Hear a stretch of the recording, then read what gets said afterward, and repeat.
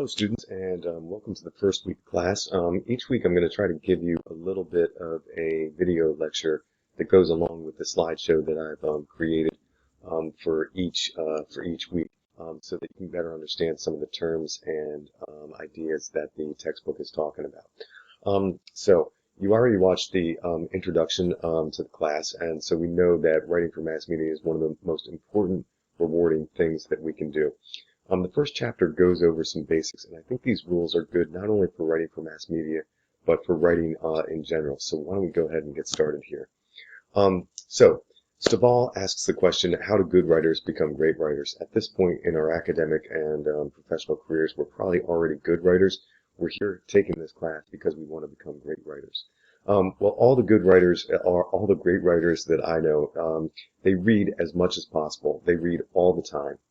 They also read the writers who write the way you want to write, right? So for example, I might want to write like Ta-Nehisi Coates. I might want to write like James Baldwin. I might want to write like Jesmyn Ward. I might want to write like Ann Patchett. These are some of my favorite writers. And so I read them. And not only do I read them, but I also follow them on social media. I read any biographies of them. I try to figure out how they got to be so successful, how they got to be such good writers. Also, because of the pandemic, a lot of writers today are offering lectures, readings on Zoom. So I follow a lot of different, writers so that I can find out when they're giving a presentation. And I'll give you some links to some sites that you can use. For example, the Kelly Writers House is a really great place at University of Pennsylvania that's open to the public. They have live readings and Zoom readings. They have a lot of really famous, good authors, right? So look at these people. Even if you don't know them personally, look at them as mentors. They are the people you want to write like. So we read as much as possible. We read the kind of authors who we look up to, who we want to be like, and then we write as much as possible. Journals are always good, just to get your pen moving, just to get your fingers on the keyboard, anything. Short stories, nonfiction stories, poems, letters, tweets, anything. Right? Just try to write as much as possible every single day. It's like working out, right? It might not be the big game yet, but you have to take about 33 pointers every single day so that when you do step on the court for the big game, you're in the zone, the ball just goes through the net. We want to do that with writing, so that when you sit down to write the big story, and in mass media you have deadlines, so you might only have like a couple hours to write that story.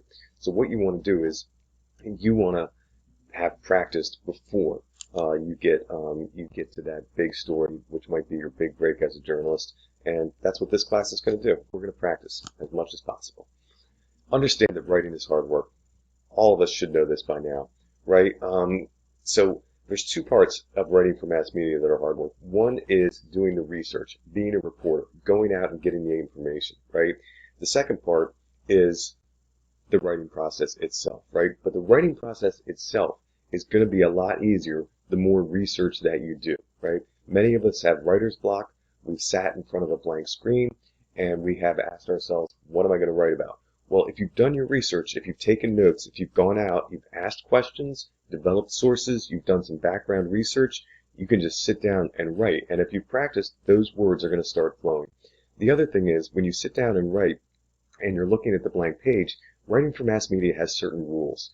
And these rules are a lot different than rules for creative writing, poetry, etc., even academic writing, right? They're a lot different. We put them into a form. The form is already given to us for the most part, right? And we're going to go over that form so that all you have to do as a writer, even though it is still hard work, is you have to put the research into the form that we have been using in order to present information to the public. You also want to make sure you don't have any distractions. You want to turn off the phone and internet so that you can focus on writing clear, coherent sentences. We want to use writing and research to understand your subject better, right? We use writing and research to understand the topic, right? Many of the topics we write about in journalism are very complex. Health insurance, infrastructure, the judicial system. All these things are complex. A lot of people don't understand them.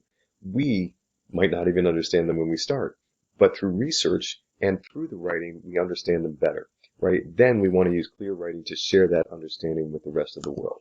The basic rules of writing for mass media are this, and I love these rules. Write simply. Always use the simple word over the more complex word. For example, the man was diminutive. That might be okay for a creative writing short story or novel, but for mass media, especially newspapers or websites, we want to say the man was small. Brevity. You want to get rid of all unnecessary words, sentences, and paragraphs. Any extra words, any extra sentences, any extra paragraphs really make it distract the reader, right? And make it more of a chore for them to get to the heart of what it is that you're saying. For example, they were completely and totally amazed, in awe of the dog. You can just say the dog amazed them, and your reader will love you for getting rid of all those extra words. We also want to avoid jargon, words that aren't clear, words that we use in certain professions. For example, people who do a lot with boats, they say the gunwales of the boat. You don't want to use gunwale, right? Because the majority of the public isn't going to understand that jargon. You want to say the sides of the boat. We also want to avoid cliches. We call them cliches because they've been around and they're overused. You can lead a horse to water, but you can't make it drink. Instead, you want to be specific. For example, many people can use social media for good. However, it is mostly used to look at funny cat videos. All right? So avoid cliches, avoid jargon. We also want to use a variety of sentence structures. The shorter the better. For journalism, the simple sentence is the best sentence. And we're going to go over those different forms of sentences, right? You also want to focus on nouns and verbs because these are the parts of speech that really make your writing come alive. So what makes writing for mass media different than other forms of writing you may have done? Well, the subject matter. Um, One of the things I loved about being a reporter here in Philadelphia, even though I was a crime and courts reporter, if there wasn't a crime and courts story that day, I might have to go out and I might have to do a story in Roxborough about the frogs crossing the road at a certain type of year. Well, I don't know anything about Roxborough. I don't know anything about frogs, but my job as a writer of the mass media is to learn about it, right? So even though I had an expertise, crime and courts, right, I also needed to be open-minded enough and flexible enough to go out and write about anything that was happening in the city. Because as soon as you walk into the newsroom, your editor might say, you know what, today you're writing about this. So subject matter. We have a specific subject that we're writing about that's either we find ourselves or that's given to us by our editor. Purpose. There's three purposes of writing in mass media: to inform, persuade, entertain, right? Newspapers inform in an unbiased way. The op-ed page or certain news shows are designed to persuade, and then entertain. For example, the film industry is mostly about entertaining. But sometimes some forms of mass media can do all three. A documentary can do all three. Some television shows can do all three. A podcast can do all three, etc. When we are thinking about the purpose, we have to kind of think about what our audience's expectations are. The audience sometimes is looking for general stories, right, that appeal to a wide audience. Well, this would be newspapers, news websites, etc.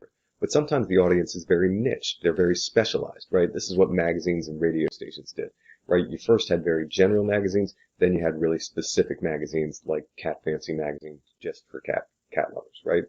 So, so one of the differences is knowing your audience. Sometimes the audience is going to be general. Sometimes it's going to be very specific. Another thing that makes it different is the writing environment. Sometimes we work in a room with other writers. When I was a journalist, there were 12 of us. We sat right next to each other in a very small space, and it was actually very exciting. It wasn't distracting because we all had the same goal in mind, which was to inform the public about things that were happening in the city of Philadelphia, right? And when you're writing in that environment, it's actually, you can use the people next to you. Hey, what do you think about this sentence? Hey, do you know so-and-so's phone number? It was a really, really great great environment to write in with really, really good people. However, other times we're going to be writing from home because we can all write from home now and we all have the internet and all these tools.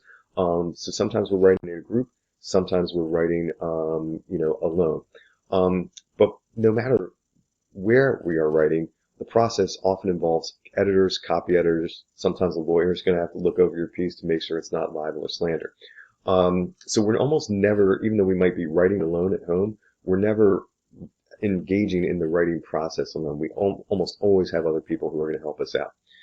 We also have deadlines, right? The newspaper has to come out at a certain time every single morning, meaning the day before we have to meet a 4 o'clock deadline. We walk into the newsroom at 8 a.m.